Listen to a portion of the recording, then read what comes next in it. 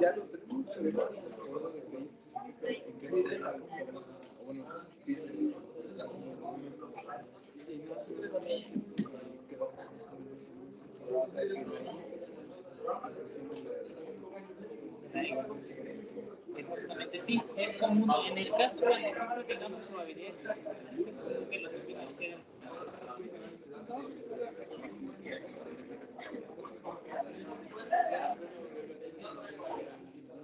Exactamente, en el momento que se conoce.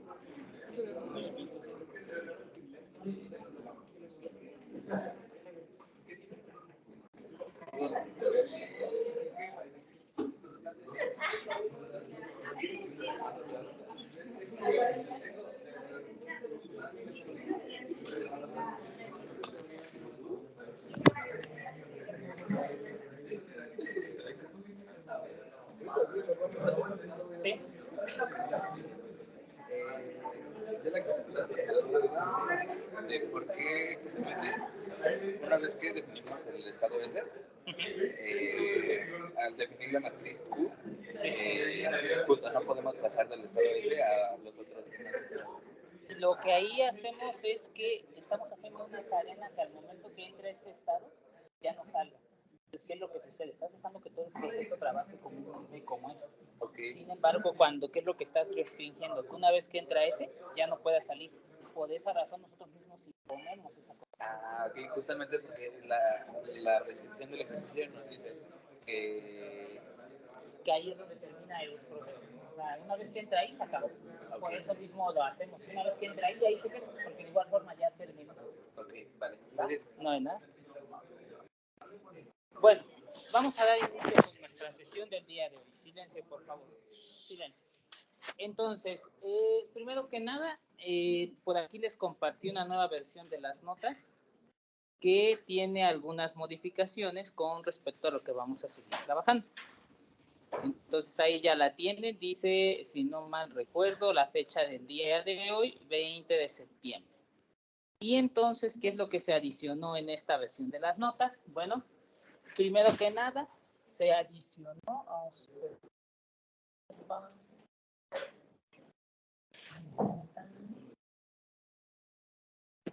esperad, a ver que está un poquito lento esto. A ver, de un minuto que no carga. Bueno, en esta nota que yo les comento que se acaba de adicionar, lo que tiene extra es primero la modificación del ejercicio previo, el que estábamos trabajando con respecto a la matriz Q. Entonces tiene ese primer ejercicio, ahí está. Entonces ya se modificó para que tenga la matriz Q. De hecho, en este todavía fue un poco más general lo que se presentó para que ustedes vean que tiene exactamente la misma idea, definir los estados hasta negativos.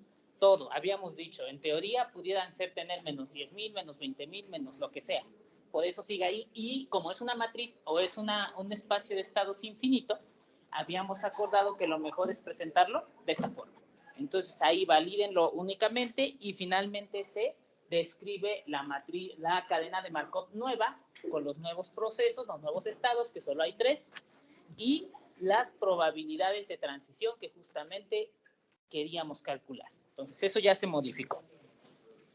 Adicionalmente, ahora sí vamos a ver entonces esto nuevo.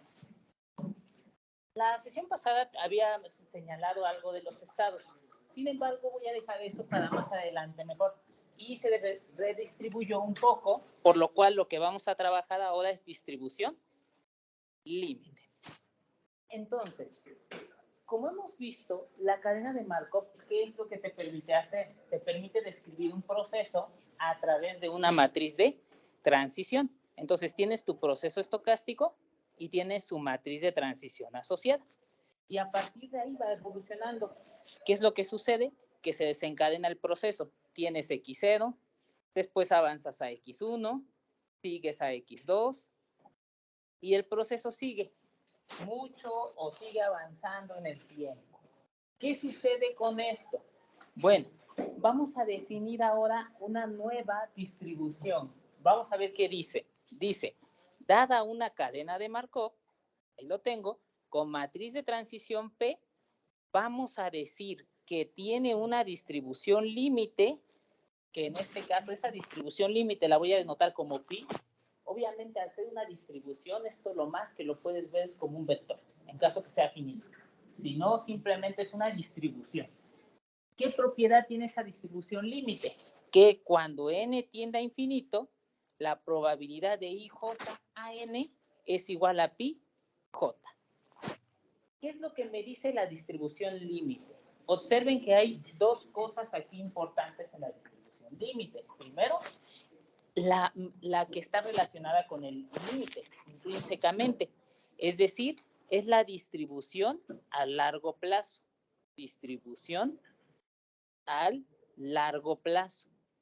Sí, entonces ese es el primer o la primera descripción que puedo obtener. Te está describiendo cómo se comporta el proceso en el largo plazo. Segundo, observa que si es una distribución límite, lo que te dice al final del día es que no importa el origen. Observa que la probabilidad dice de I a J en N y al final obtienes un valor que únicamente depende de J. Por lo cual esta distribución límite cumple con eso. Te va a describir el comportamiento a largo plazo del proceso y como ha evolucionado tanto el proceso, pues realmente dejó de ser significativo de dónde nació. ¿Por qué? Porque ya hizo muchas evoluciones, siguió avanzando y entonces se pierde. Simplemente eso. Ya no te interesa realmente de dónde partiste, sino simplemente a dónde estás llegando. Eso es la distribución límite. Observen que si esa distribución límite existe, por la unicidad del límite, esta de aquí debe de ser única. Ahí está. Aquí es unicidad. Entonces, por la unicidad del límite, si esa distribución existe, debe de ser única. Obviamente aquí ya entro con un gran problema, porque esto de aquí, ¿de dónde se desencadena? De una ecuación o de una matriz que ha estado elevada a n. Entonces ahí tengo ese o esa pequeña problemática. Bueno, vamos a ver un ejemplo para visualizar cómo se comporta la límite y qué es lo que representa en sí. ¿Sí? Porque eso es lo que quiero entender. Fuera de que yo esté calculando un límite, que es una herramienta que ustedes han visto ya en los diferentes cursos de cálculo o análisis, quiero identificar cuál es el objetivo, qué me describe o qué me permite ver acerca del proceso. Entonces vamos a ver este pequeño ejemplo. En este pequeño ejemplo nos dice, después de su trabajo, Pedro asiste al gimnasio. Cuando llega al gimnasio puede realizar 4 rutinas. Dice que en este caso llega al gimnasio y hace 4 rutinas, las cuales pueden ser cardio, pesas, yoga o natación. Entonces puede realizar estas 4 actividades indistintamente. Nos dice también que la actividad que vaya a efectuar el día de hoy depende justo de la actividad del día previo. ¿Sí? Al final del día tiene esa cierta organización y entonces depende de lo que hizo el día de hoy. Bueno, resulta ser que al haber esa dependencia, en inmediato nos están diciendo que es una cadena de Markov, ya no hay más. ¿Sí? ¿Cuáles son las probabilidades o cuáles son los estados que yo manejo? Tengo 4 estados, evidentemente. 0, que es el que va a practicar cardio. 1, que será pesas. 2, que será yoga. 3, que será natación. Y entonces el espacio de estados es 0, 1, 2 y 3. Y me dan la matriz de transición. Ahí está. Esto es el estado de 0 a 0, de 0 a 1. Ya sabemos interpretar esa matriz. Entonces ahí tengo la matriz de transición. Ahora, ¿qué es lo que resulta? Que si esto lo hace diario, vamos a pensar al menos por un año, ¿qué es lo que sucede? Que indistintamente con que yo haya empezado, tendría que calcular aquí, por ejemplo, si quisiera saber qué es lo que espero que haga el siguiente día, tendría que calcular esa matriz a la 365, al menos un año, ¿sí? Entonces ya es algo muy extenso. embargo, ¿qué es lo que quiero ver ahora? Bueno, vamos entonces a simular lo siguiente. Vamos a observar esto. Entonces, recuerden la matriz de transición. Entonces, lo que vamos a hacer va a ser simular la cadena para que veamos cuál es la relación de la probabilidad límite con la cadena. Entonces, vamos a verlo rápidamente. Bueno, entonces, hay de dos opciones antes de empezar a simular. Una, si yo quiero saber cuál es la probabilidad, por ejemplo, en el día 365, simplemente calculo potencia, ¿verdad? No hay más. Calculo a la 30, a la 40 y puedo visualizar el comportamiento en esos grandes días. Entonces vamos a hacer eso. Voy a hacer dos partes. Una, voy a calcular potencias. La voy a calcular con el programa y simplemente va a salir. Ya. Y segundo, voy a simular el proceso, la cadena simplemente. ¿Qué es lo que está pasando si el día de hoy hubiera elegido una de las 4 actividades al azar? De hecho, para que vean que no importa cuál es o de dónde nace. Porque ¿qué es lo que dijimos en probabilidad límite? En probabilidad límite, dijimos aquí, no importa el origen. Es decir, entonces yo puedo elegir cualquiera de los estados y al final generar una simulación, una trayectoria y debería de obtener el mismo resultado. Que si yo empezara en otro. Entonces, eso es lo que vamos a hacer. Vamos a hacer esos dos procesos. Bueno, ahí ya se encuentra el código, ahí lo podrán ver. Sin embargo, lo voy a mostrar. ¿Sí? Vamos a abrir en este caso R. Para que lo trabajemos. Ahí si alguien desea trabajarlo, ahí está el código de R. Ya lo podrán ustedes manipular. Entonces, por tal razón, a veces no voy a subir los scripts porque ahí están los códigos. Entonces, por esa razón. Bueno, entonces voy a abrir aquí. Vamos a esperar a que cargue un momento. Dejo de compartir mientras para los que están allá. Y compartimos acá.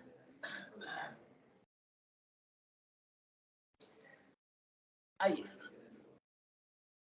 Bueno. Listo. Entonces, ¿qué voy a hacer primero?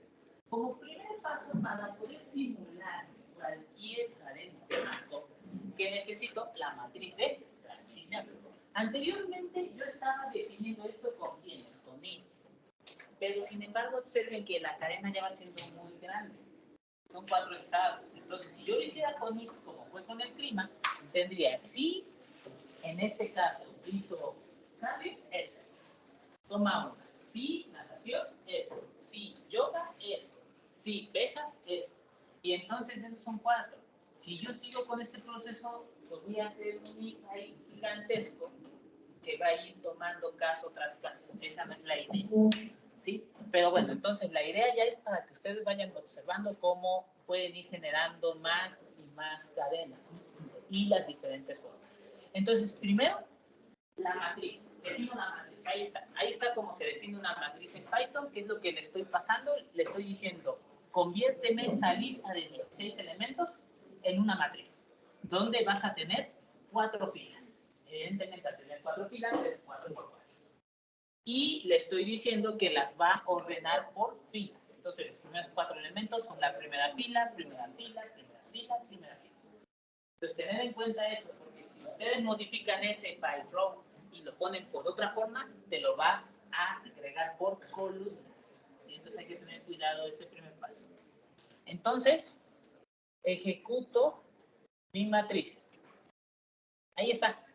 Ya tengo la matriz P. Simplemente la voy a poner. Ahí está la matriz P. Son las entradas con las cuales he trabajado. Ahora voy a hacerlo todavía un poco más amigable.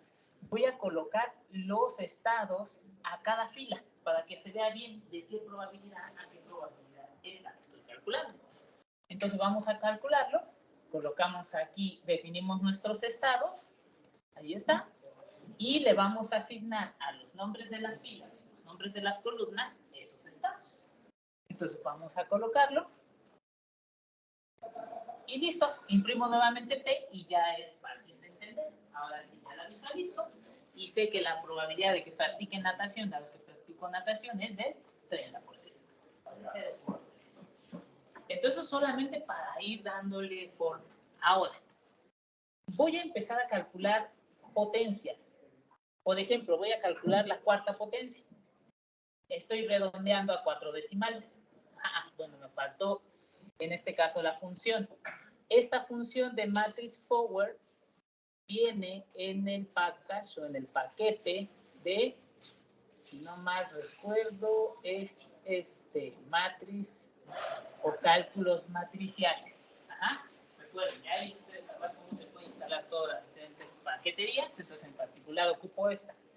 Incluso pueden ocupar otra, ¿no? Pero yo voy a ocupar esta. Entonces calculo a la cuarta potencia y mira, ahí está. Eso es lo que sucede al cuarto día. Vamos a ver qué sucedería al décimo día.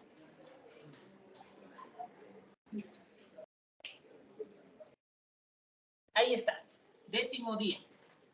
Vamos a ver qué sucede al día 20.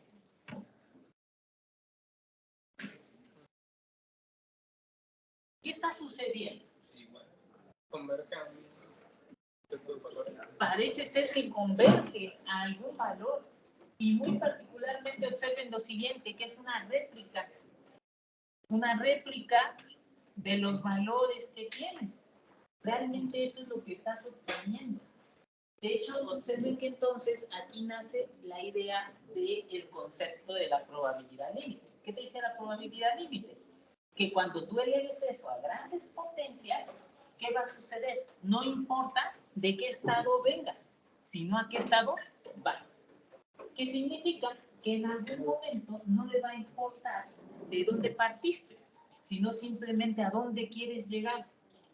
Entonces, indistintamente, si tú no sabes qué fue lo que hizo en el día 0, sí te puedo decir que la probabilidad de que mañana practique pesas es del 16%, 16.45%. Entonces, ahí estás dejando de lado el estado inicial. ¿Va? Entonces, esa es la idea de la probabilidad límite. ¿Queda claro hasta aquí? ¿Ese punto? Bueno, ahora, ya lo pudimos comprobar de esta forma. Vamos ahora a comprobarlo de otra forma. ¿Cuál va a ser la otra forma? ¿Qué te dice la probabilidad? La probabilidad simplemente te da una proporción. Es decir, lo que puede suceder. Por ejemplo, ¿qué significa? Que en 100 días, ¿qué sucede? En 100 días, 23 de esos en promedio, ¿habrá practicado? Claro. 16 pesas, 28 yoga y 31 natación, en promedio. Porque esa es la probabilidad, el valor a largo plazo, lo que tú esperas. A ver, entonces, significa que si yo simulo mi proceso, por ejemplo, 100 veces, ¿qué va a suceder? Que entonces, al menos esas 100 veces, 23 tuvo que haber practicado cardio. Más o menos, porque es una aproximación empírica. Obviamente, conforme yo vaya elevando en los días, en vez de 100, tomo 1000, tomo 10,000 días, ¿qué sucede? Va a haber esa convergencia. Entonces, vamos a hacer el segundo proceso. Vamos a simular. Ahora, aquí, en voy a señalar la distribución inicial. ¿A qué me refiero con distribución inicial? Y justo lo voy a hacer para probarlo. Voy a elegir un estado al azar de los 4. Para que se vea que no importa qué fue lo que hizo el primer día, sino que le digo, ¿qué crees? Toma uno, el que quieras, un cuarto de probabilidad. No me voy a definir de dónde parte, por lo que acabamos de decir, ¿no?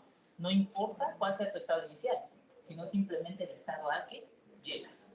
Entonces, dicho eso, voy a definir esa inicial que simplemente me va a decir, elige uno de los 4 estados con probabilidad un cuarto, es decir, aleatorio. Y voy a auxiliarme de una función que voy a llamar Markov. ¿Qué hace esta función llamada Markov?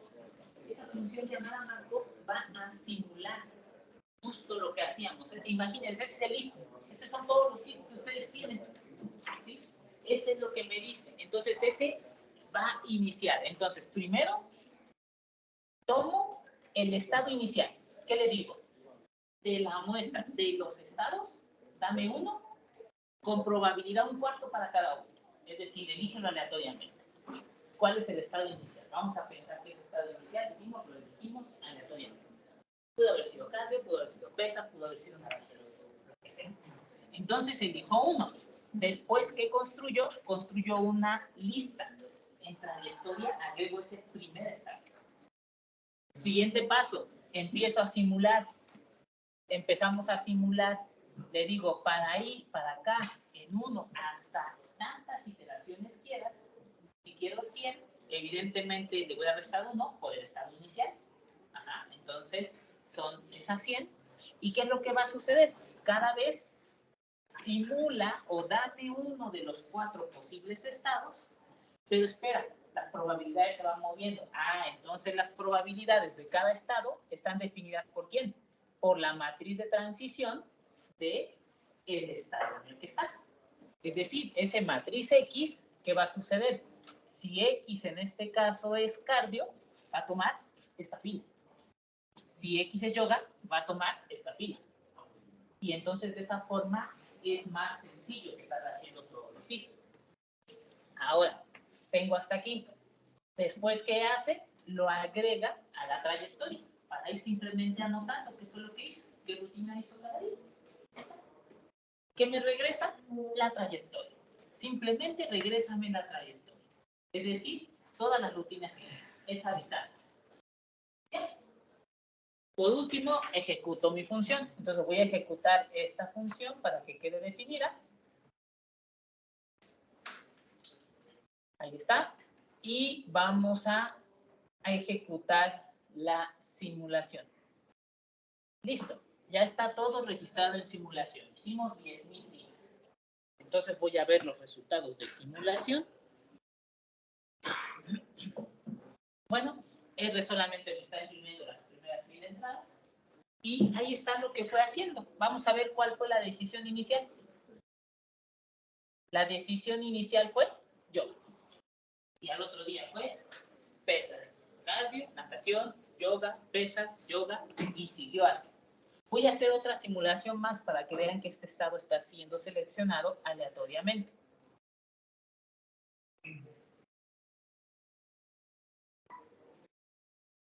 Ahora, este primer día inició con natación.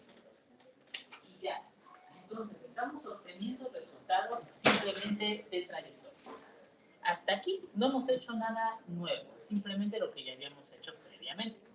Ahora, ¿qué es lo que voy a ver? Voy a calcular las frecuencias. Es decir, simplemente voy a analizar cuáles son los porcentajes de esos 10,000 días, cuántos días en porcentaje hizo natación, cuántos hizo yoga, cuántos hizo cardio, cuántos hizo pesas. Entonces tomo la tabla de frecuencia y la divido entre su longitud y ahí está.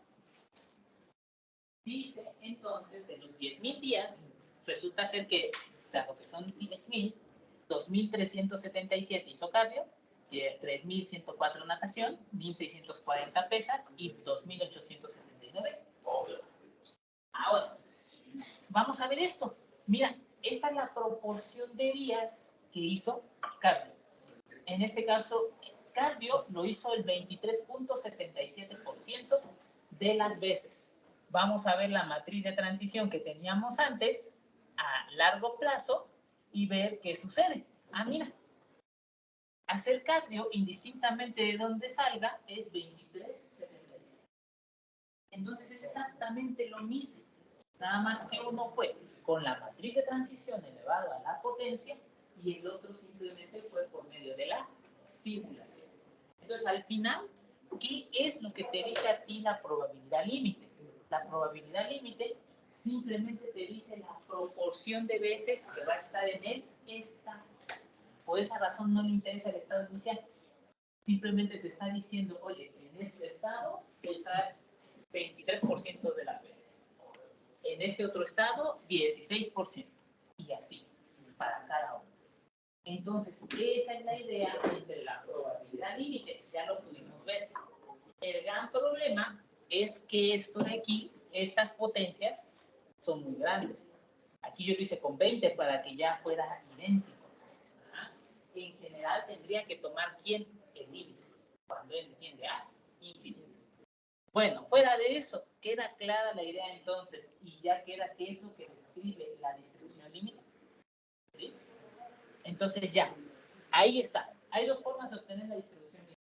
Una, elevar la matriz a tantas potencias. Y dos, la segunda, simplemente simular el proceso y hago un recuento de ellas. Claro, si es que existe, todavía ni siquiera he dado condiciones. ¿Vamos bien hasta aquí? Vale. Entonces ese código se encuentra ahí en el apunte o en la versión de estas notas que acabamos de subir. Entonces chequenlas, digo, eso no está en la versión previa de las notas. ¿Va? Bueno.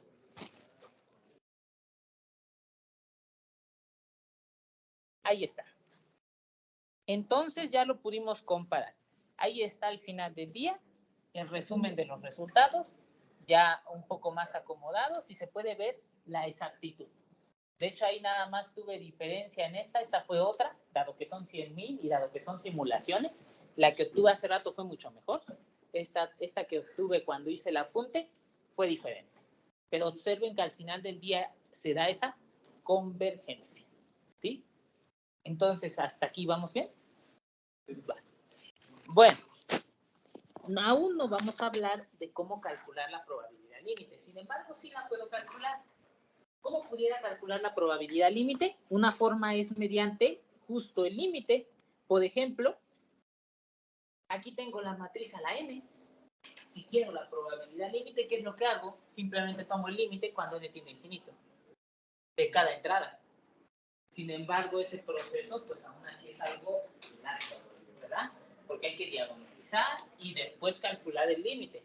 Calcular el límite de esta sucesión no es tan sencillo, aún así.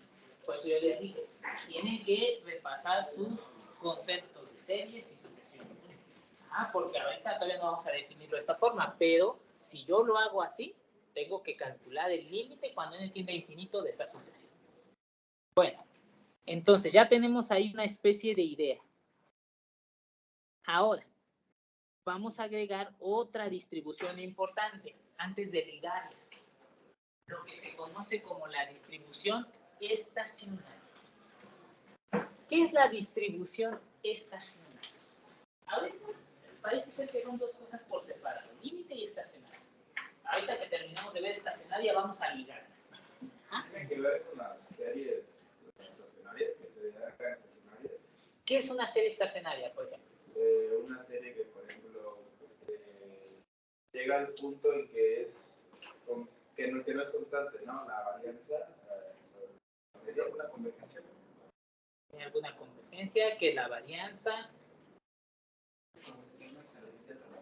Por ejemplo, decíamos, la forma es, están los modelos estacionarios, ¿no? Que son dos series de tiempo. ¿Qué te dicen los modelos estacionarios? Los modelos estacionarios también en ocasiones están relacionados con los modelos de regresión a la media. ¿Por qué razón? Porque al final del día presentan, valga la redundancia, una estacionariedad. ¿En qué sentido? En que están oscilando a través o alrededor de un parámetro. En este caso, los que son reversión a la media están oscilando solamente en la media. Están arriba, abajo, pero tienen un comportamiento en cierta forma predecible. Un proceso no estacionario, ¿qué hace? Se dispara hacia infinito, crece, sube, muchísimas cosas.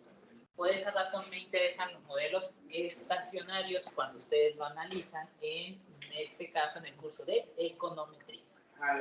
Puede ser así como los modelos ARIMA.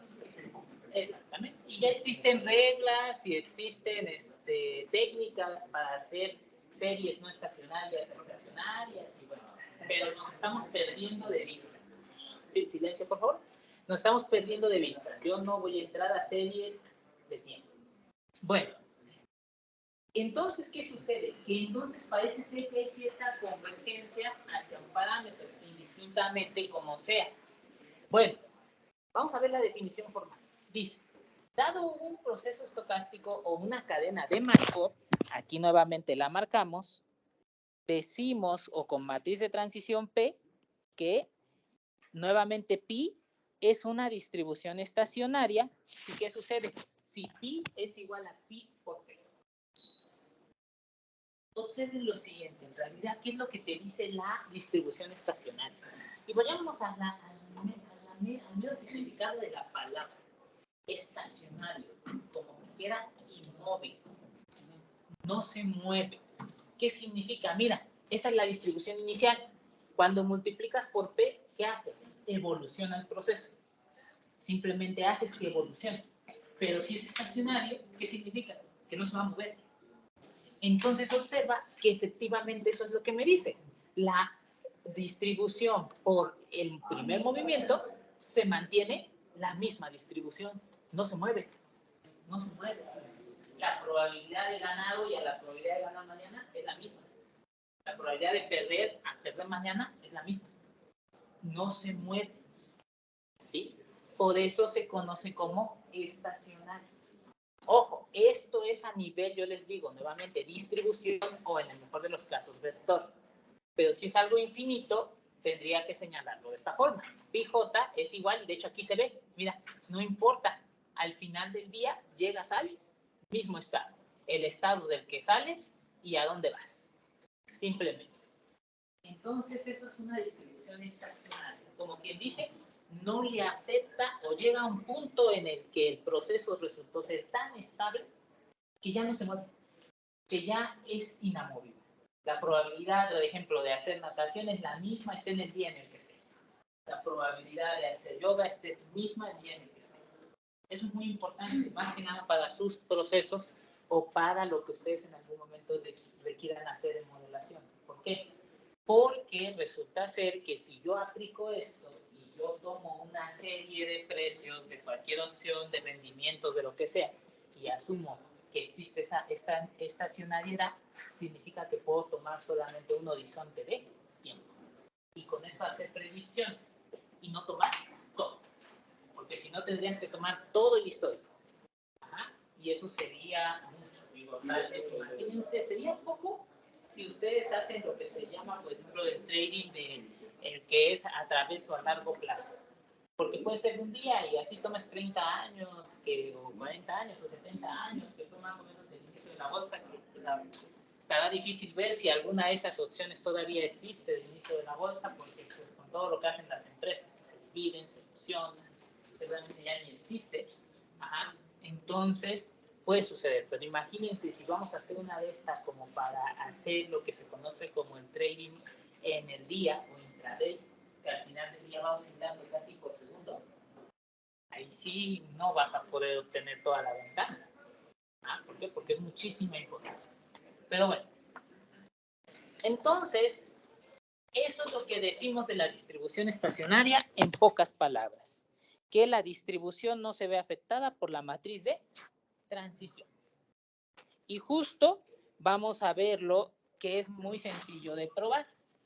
Ajá. Ahora vamos a probar lo que liga a la distribución estacionaria con la distribución límite. Mira, dice, supóngase que pi es una distribución límite con matriz de transición P. Entonces pi es estacionario. Ahí está lo que liga. La distribución límite es estacionaria. Ajá. Y entonces, ¿cómo lo calculo? Muy sencillo. ¿Qué cumple la distribución límite? Que no importa el estado del que partas, al final ya llegas a una probabilidad. Se acabó. No importa. Bueno, pero entonces, ¿qué puede suceder? Este n tiende a infinito. Este p a la n lo puedo poner como p a la n menos 1 por p. Ese p puede salir y me queda este límite. Este límite es exactamente el mismo. No es más. Ya recordarán esa idea que nace en cálculo, que te dicen, si el límite de una sucesión cuando n tiende a infinito, si le quitas un término, de igual forma. Porque ese n es tan grande que no pasa.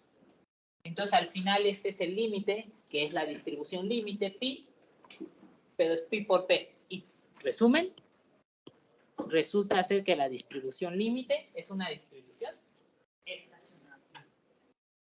Aunque no lo voy a señalar con un resultado en particular, sí quiero referir lo siguiente. Resulta ser que solamente se cumple en este sentido. No es un sí, solo sí. ¿A qué me refiero?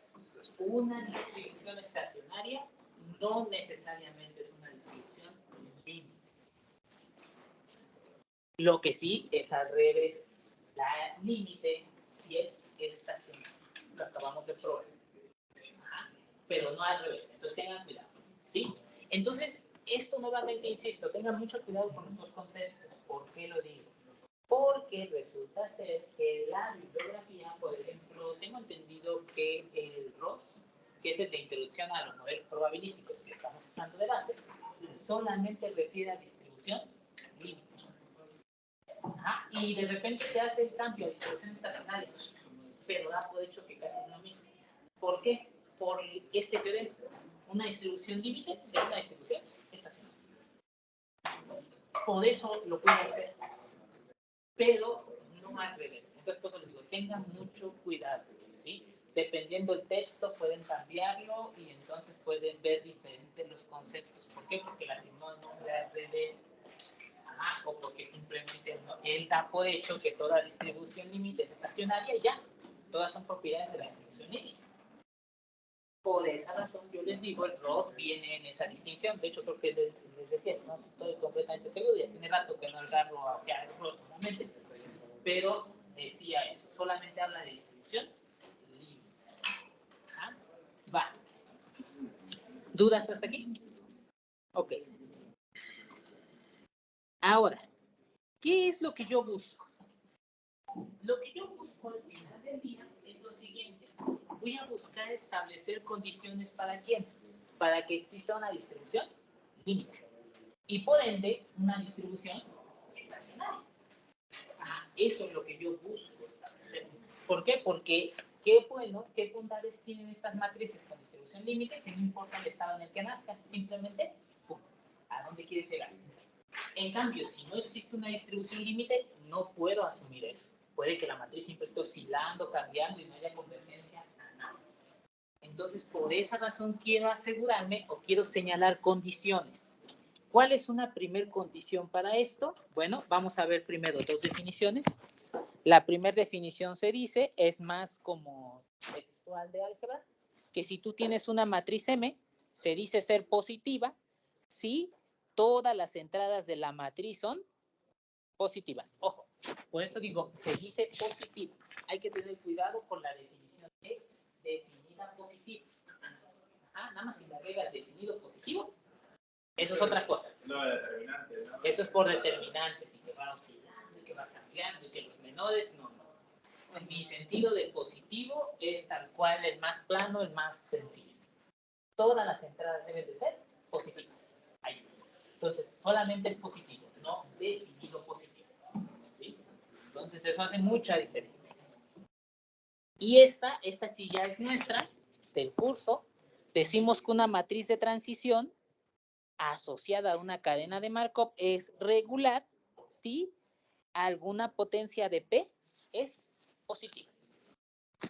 ¿Qué sucede? Significa que una matriz sea regular. Significa que, en pocas palabras, existe alguna potencia de la matriz donde todas las entradas son positivas. Es sencillo, en teoría la definición, pero mostrar que una matriz es regular, híjole, pues hay que checar muchas condiciones. Porque si tú dices que la matriz no es regular, ¿qué significa? Que ya validaste para todo el n, para todos los naturales, ya validaste las potencias del 1 hasta el 10 millones y en adelante, que ninguna de ellas tiene entradas positivas. Entonces ese es un problema. Entonces, ¿quedan claras las dos? Bueno. Y aquí viene el teorema que nosotros queremos establecer. Dice, una cadena de Markov cuya matriz de transición es regular tiene una distribución límite, la cual corresponde a la única distribución estacionaria positiva. Es decir, que justo encontramos esa distribución. Mira, ese es el teorema bien importante. Ya con esto ya no tienes que complicarte nada. ¿Qué es lo único que tienes que validar? Que la matriz de transición sea regular. Si la matriz de transición es regular, ya, conclusión. Existe la distribución límite, primero. Y segundo, esa distribución límite coincide ¿con quién? Con la única distribución estacionaria positiva. Ojo, hay que tener cuidado, porque eso entonces me dice que puede haber más distribuciones estacionarias, pero solamente va a haber una positiva. ¿Por qué no considero las distribuciones estacionarias negativas? ¿Por qué creen? Sí, sí, sí. No hay probabilidades. Hasta tal vez yo mismo me contradigo en tratar de decir distribución negativa. Ajá. ¿Por qué? Porque al momento que yo digo que es una distribución, hablo de una probabilidad. Y la probabilidad en sí misma es mayor o igual que cero. Sin embargo, ¿quién no me dice, y esa existe, que una distribución estacionaria es la absurda, la del cero, la trivial? Y cumple, ¿no? 0 por p es 0, 0 por el otro lado es 0. Ajá, pero ya lo tengo. Entonces, lo que sigue de aquí en adelante es establecer condiciones para que la matriz de transición sea regular. Hay que tener mucho cuidado, porque entonces al final tengo que hacer un montón de... Hay de dos. ¿Cómo valido que es regular? Con las potencias. Como estoy ahorita es prueba y error. Calcula al cuadrado, cúbica, cuarta y ve si alguna ya dio, ya, la hiciste. Si no, pues hay que seguir hasta donde encontremos una, al menos hasta como estoy en este punto. ¿Queda clara la idea? Bueno, entonces nos falta establecer esto, que sea regular. ¿Por qué no probamos el teorema aquí?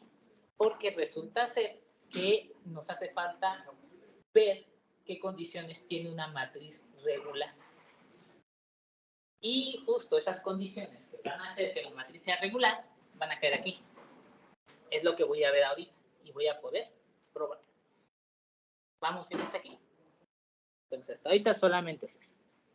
Bueno, primero, entonces, la forma más sencilla de probar que es regular es mediante prueba y error. Ya se los dije. Pero, incluso, tal vez yo le tiro a lo contrario. Veo la matriz de transición y digo, no es regular.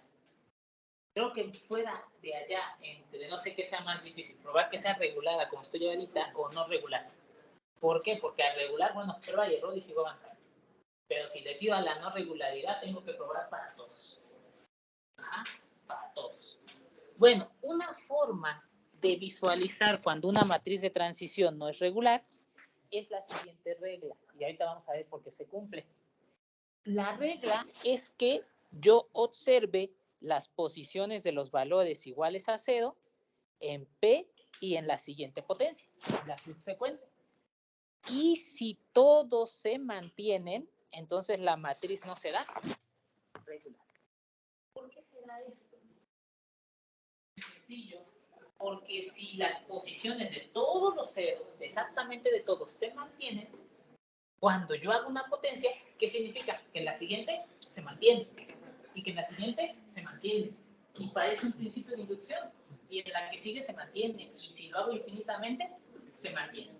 Conclusión, no voy a encontrar una donde siempre sean positivas. Nuevamente, de igual forma, esto es prueba y error. Tengo que sacar la tercera, la cuarta, la quinta y vamos. Vamos a hacerlo. Mira, ahí tengo esa matriz de transición. Ahí está la matriz de transición. A primera instancia, esa matriz de transición no es regular, porque necesitaría que todos fueran estrictamente positivos. Entonces, voy a elevar potencias, voy a ir validando los dos. Porque qué tal si en una de esas encuentro una ya llena con números, ya, regular. O voy a ir validando la segunda, que se mantengan las posiciones de los ceros. Entonces voy a calcular P cuadrado. Ahí está P cuadrado. Voy a ver de entrada que no se cumple la primera condición. Porque mira, ese cero de arriba se convirtió en un valor positivo aquí. Entonces esto no me dice de momento si no es regular. Segunda, esta matriz tampoco me dice la regularidad porque tengo aquí cero. Entonces no me lo dice. A ver, voy ahora con P cuadrada y P cúbica.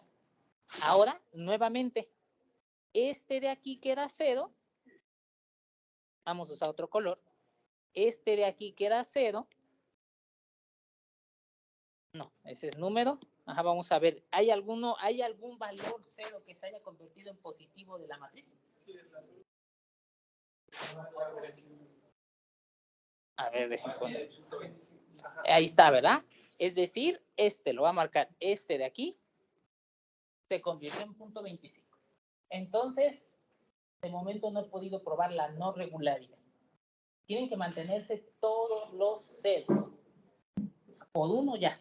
Y segundo, esta matriz no es regular todavía, porque tengo ceros. O hay de dos, o los ceros se van a mantener o se van a eliminar. Así de sencillo. Entonces, de esta concluyo, no puedo concluir. Voy con la que sigue. Cuarta potencia. Ahí está. Cuarta potencia. Y visualizo que ahora este se convirtió en positivo. Entonces no es no regular. Todavía no puedo concluir. Voy a ver si es regular. No, pues no es regular porque sigue teniendo ceros. No es, hasta el momento no sé decir siquiera si es regular o no regular. Ni una de las dos. A ver la siguiente potencia. Ahí llegué. Ahí parece ser que sí. Se mantuvieron los ceros. Ahí parece ser que se mantuvieron los ceros. A ver, los voy a marcar nada más para ver. Tengo este se mantiene, este se mantiene, este se mantiene, este se mantiene, este se mantiene, este se mantiene, este se mantiene. Entonces se mantuvieron o se mantienen los ceros. Conclusión, la matriz es no regular. Ahí está. Está fácil el proceso. Tedioso, pero el proceso es sencillo. Incluso a pura perspectiva es difícil de ver.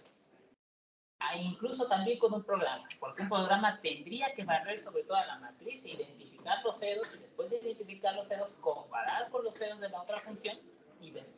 Sí, se ve muy sencillo, pero realmente incluso hasta eso pudiera tardar. Porque va a ser un barrido sobre la matriz. De por sí cada operación me cuesta una matriz n cúbica, después hago un barrido n cuadrada y comparo contra el otro lado n cuadrada, entonces esto ya empieza a ser muy extenso.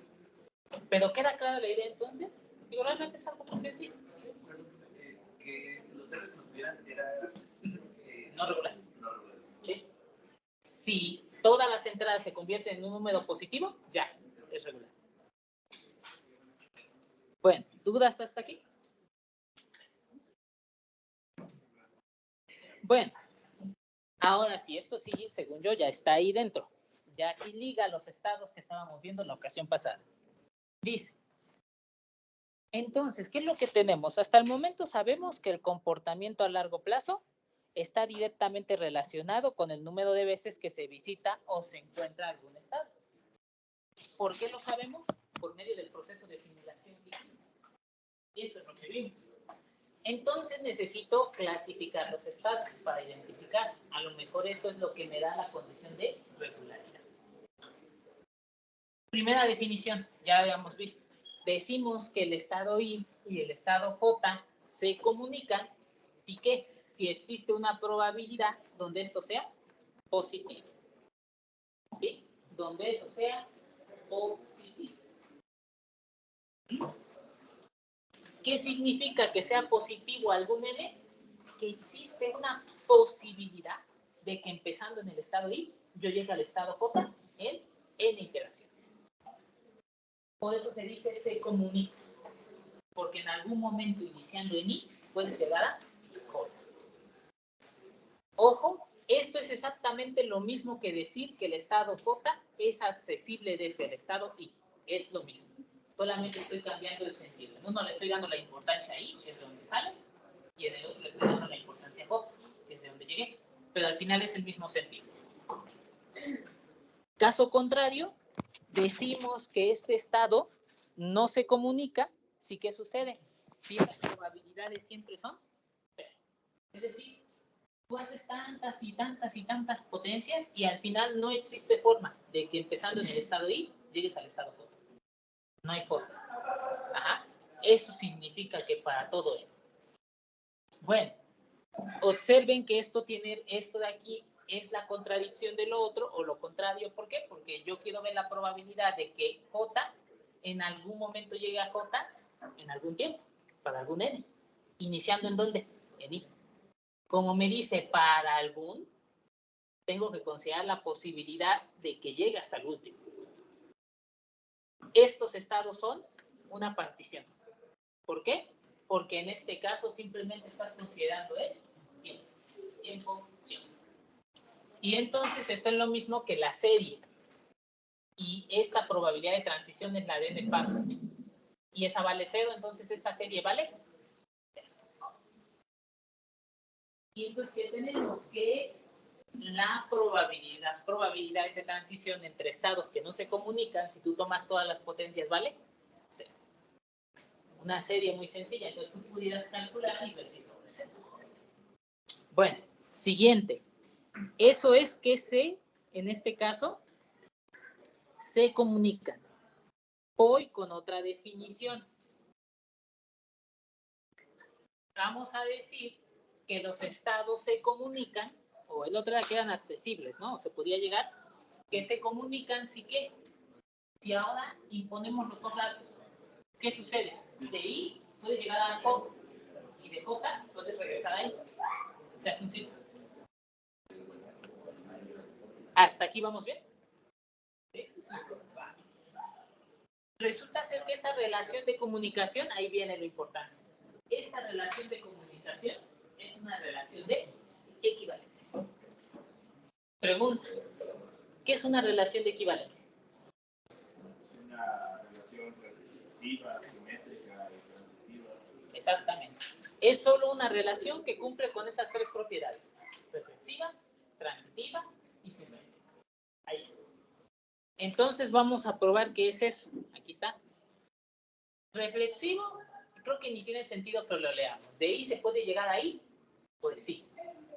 Tal vez hasta es absurdo preguntarlo, ¿no? Porque ya estás en I, ya llegaste ahí. Es reflexivo. Simétrica, ¿qué significa? Que si yo supongo que de I se puede llegar a J y de J a I, nada más lo leo al revés. Ahora de J se puede ir a I y de I a J. Nuevamente es absurdo que lo piense porque solamente cambio las ideas. Ajá. El último, transitivo. Transitivo es el que a lo mejor nos da ahí algo más. Ahora voy a suponer que I se comunica con J y J con K. Debo de probar que I se comunica con K. Entonces, ¿qué sucede? Si I se comunica con J, hay dos formas. ¿Lo hago con Chapman o simplemente en la forma muy sencilla? ¿Qué tengo que, para probar que I se comunica con K, debo de probar que puedo llegar de I a K y puedo regresar de K a I? Pero mira, si I se comunica con J, entonces puedes llegar de I a J. Y si J se comunica con K, puedes llegar de J a K. Conclusión, si puedo llegar de I a J y de J a K, puedo llegar entonces de I a K. Si quieren números, ahí está la ecuación, ¿no? Pero al final del día es la misma idea. Conclusión, hay una relación de equivalencia. ¿Por qué era importante una relación de equivalencia? ¿O para qué la usábamos? ¿Para qué se usaba una relación de equivalencia?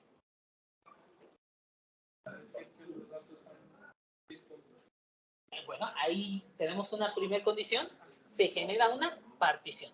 Y entonces tenemos, como quien dice, las clases de equivalencia, que en este caso todas son disjuntas. ¿Qué otra te ayuda?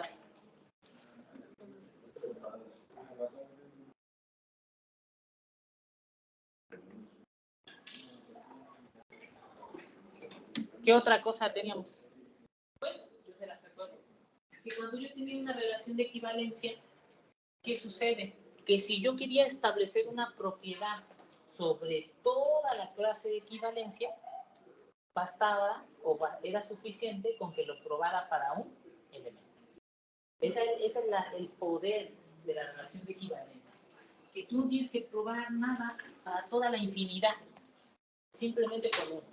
¿Qué significa? Que si yo tengo dos clases de estados aquí, dos clases de equivalencia, si yo pruebo que la propiedad se cumple para un estado de aquí y otro estado de acá, conclusión, se cumple para toda la cadena. Si solamente tuviera uno, pues se simplificó todo, porque no debo de probar para todos los estados. Simplemente pruebo para uno y listo, toda la cadena lo es. Ese es el poder o esa es la ventaja de la relación de equivalencia. Se simplifica. Simplemente tomas un representante, lo pruebas para él y listo. Todos son iguales. Bueno. Entonces, aquí tengo también mis clases de equivalencia. Muy particularmente voy a decir que la clase de equivalencia es cerrada si para todo elemento de la clase, de tal forma que de I se puede llegar a J, este J está ¿en quién? En la clase. Observen que esto puede y no suceder. ¿Qué significa que sea cerrada? Si es cerrada, significa que de todos los estados posibles a los cuales puede ir y irse a partir de ahí, están en la clase. Pero no necesariamente. ¿Por qué? Porque la clase se conforma de los que puedes regresar. Entonces, si hay un estado que puedes ir de I a J, pero no regresar, ese estado no está en la clase. Pertenece a otra clase. A ver, entonces, con esto en mente, tengo esta matriz de aquí. Esa matriz de transición. A ver, determinen primero las clases de equivalencia. Clasifiquen los estados. ¿Qué estado se comunica con quién? ¿Quién con cuál? Eso es lo que quiero. Evidentemente hay unos estados que se ven muy a la vista que se comunican. Por ejemplo, el 0 se comunica con el 0. El 0 con el 1. El 1 con el 0, el 1 con el 1, el 1 con el 2. Bueno, con base en eso construyan o díganme quiénes serían. Vamos a hacer este primero juntos para que vaya quedando claro. Hay dos formas. Uno, utilizas la matriz y te pones a calcular potencias. O la segunda, que para mí es más intuitiva, esto lo representas como una gráfica, como una red. Cada estado es un nodo, un vértice, y si existe la probabilidad de ir de ese vértice a otro vértice, a otro estado, agregas la lista. Dirigida, para que señale de que puedes ir. ¿Sí? Vamos a ver qué significa esto. Exactamente. ¿Qué significa esto? Ya en términos de redes, vamos a verlo. Aquí lo voy a colocar, entonces coloco los 3 puntos. ¿Por qué? Porque tengo 3 estados. 0, 1, 2. Y entonces coloco flechas para indicar qué se puede hacer. Por ejemplo, de 0 se puede ir a 0. Ahí está. De 0 se puede ir a 1. De 1 se puede ir a 0 y a 1. Y al 2 también. De 2 se puede ir a 1 y a él mismo. Ahora, ¿cómo asigno los estados que van en una clase? Tomo un estado, por ejemplo, el estado 0. Ahí está. Y quiero ver qué elementos están en su clase. Ahí no, así ahorita con la pura matriz no. Ya es lo que vamos. Y entonces, ¿cómo agrego? Me pregunto, ¿el 1 está en la clase del 0? ¿Cómo lo sé? Pues simplemente sí que, si del 0 puedo llegar al 1 y del 1 puedo regresar al 0. Y mira, del 0 me puedo mover al 1 en este camino y por el otro camino puedo regresar. Significa que está aquí. Ya. Después, siguiente. Basta con que considere el 2. El 2 al 0 o el 2 al 1. ¿Por qué? Por la transitividad. Porque si llega que el 1 está comunicado con el 2, el inmediato está comunicado con el 0, por la transitividad. Entonces voy a tomar el 1 y voy a ver si el 2 está. Nuevamente, ¿del 1 puedo llegar al 2? Sí. ¿Y del 2 puedo llegar al 1? Sí. Conclusión, esta es la clase. Solo ayuda. Para esta cadena particularmente, con que pruebes una propiedad para cualquiera de los 3, se acabó. ¿Queda clara la idea? ¿Sí? Entonces les digo, yo prefiero esta porque simplemente tienes que buscar un camino. Un caminito que te permita llegar del 0 al 1 y del 1 al 0. Y después del 1 al 2 y del 2 al 1. O vamos a pensar, que yo hice el camino del 0 al 1 y del 0 al 2. Y después pienso compararlo con el 2. Entonces hago el camino del 0 al 2. 0, 1, 2. Ahí está. Y veo si puedo regresar. 1, 0. Listo. Está en la clase.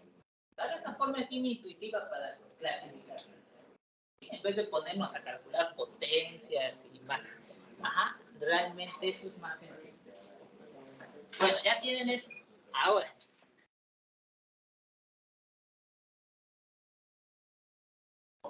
A ver, determinen las clases de esa matriz de transición.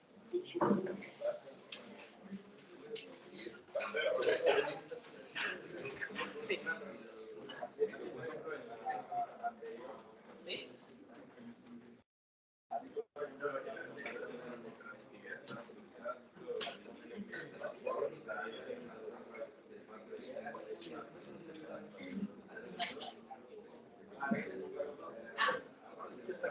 Exactamente. ¿Por qué? Porque de esta forma es muy gráfica, pero efectivamente, en términos de la definición de funcionalidad, para toda la probabilidad de pero tendría que calcular los potencias.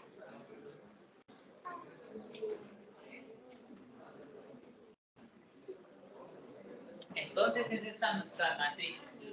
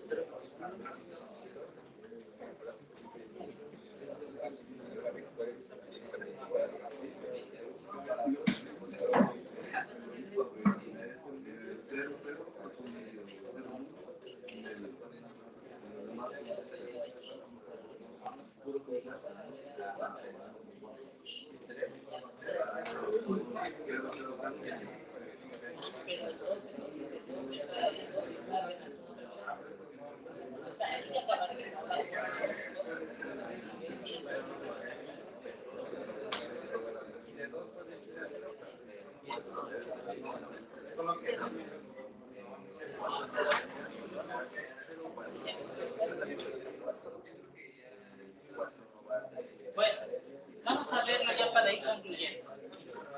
Silencio, por favor. Entonces, observen que aquí tengo la gráfica. Nuevamente, tengo todas las propiedades que marqué y entonces empiezo a hacer exactamente lo mismo que hice hace un momento. Tomo el primer valor, el 0, y me pregunto si tiene algún otro elemento en su clase. Entonces veo el 1 y veo que del 0 puedo llegar al 1, ahí está la flechita en doble sentido, y puedo bajar. Entonces está dentro. Voy a ver si está alguno más. Por ejemplo, el 2. Del 0 puedo ir al 2. Bueno, me puedo mover al 1 y de aquí ya no puedo mover. Y de aquí tampoco. No. Veo si pudiera estar el 3. Del 0 puedo ir al 3. Puedo moverme al 1 y tampoco puedo. Entonces significa que una primera clase está conformada por eso. Recuerden, dado que es una partición, todos los elementos deben de estar en una clase. Tomo el 2. Del 2 puedo ir al 0. Sí. Puedo ir al 1. Pues no puedo regresar. Entonces no está en su clase. Del 2 puedo ir al 1 también, pero no puedo regresar. Del 2 puedo ir al 3, sí, pero tampoco puedo regresar. Y tomo el 3. Evidentemente ya está el sol. pero porque es una partición. Pero si no, pues puedo ver que el 3 solamente se puede llegar al 3. Y tengo estas clases de equivalencia. 1, 2, 3. Observen particularmente que la clase de equivalencia del 0 es cerrada. ¿Qué significa que sea cerrada? Que si del 0 me puedo mover a cualquier valor, al valor que me mueva está en la clase. Del 0 solo me puedo mover al 1 y está en la clase. Y del 0 me puedo mover al 0, está en la clase. Voy con el 1. El 1 se puede mover al 0, está en la clase. El 1 se puede mover al 1, está en la clase. Voy, entonces la clase del 0, 1 es cerrada. Voy con la segunda. Del 2 me puedo mover al 0. ¿El 0 está en la clase del 2? No. Entonces esta es una clase no cerrada. ¿De cuál? ¿De este? Ajá. Del 2 me puedo mover al 0. Pregunta, ¿el 0 está en la clase del 2? No. Como no está, es no cerrada. Voy con el último, el 3. Del 3 me puedo mover al 3. ¿El 3 está en la clase del 3? Sí. Entonces es cerrada. Ahí está. Muy particularmente, los estados que son como el 3, que solamente se mueven a sí mismos, se llaman absorbentes. ¿Qué es un estado absorbente? Aquel estado en el cual la probabilidad de ir de I a I es 1. No te puedes mover de ese estado. Es el de ¿dudas hasta aquí? ¿Todo bien? ¿Sí?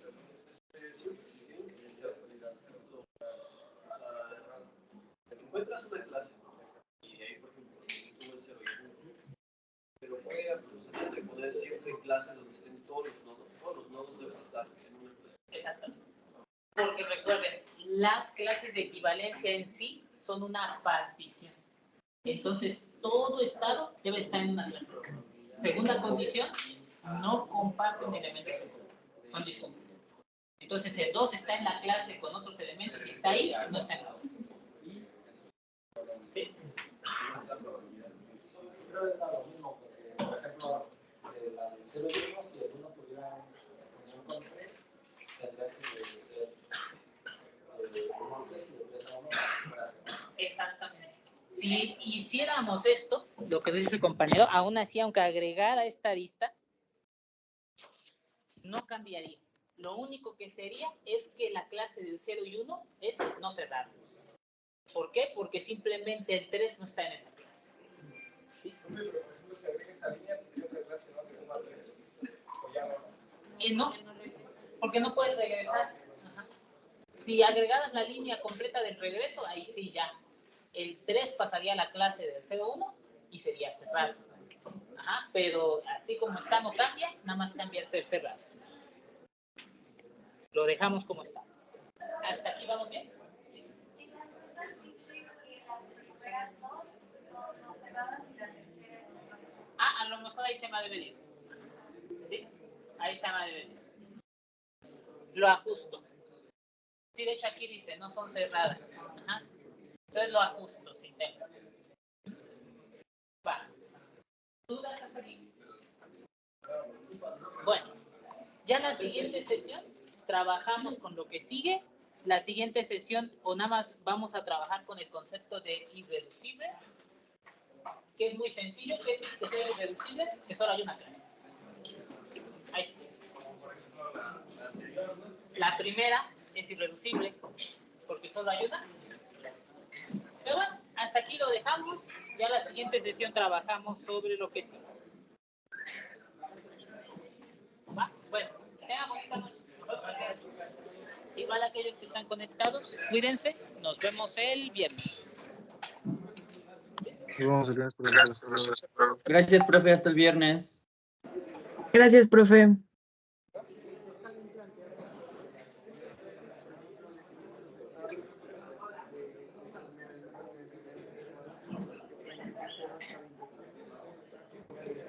Ganar 15, que tiene 10.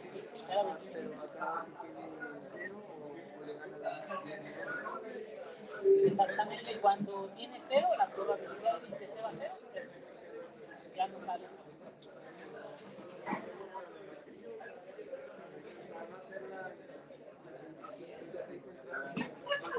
Hasta luego, profe.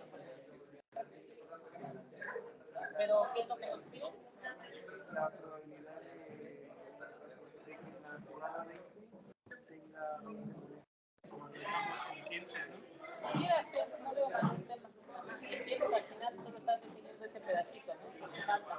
Pero sí, estamos cuidado con las probabilidades de transición ahí dentro y salvo eso no hay tema.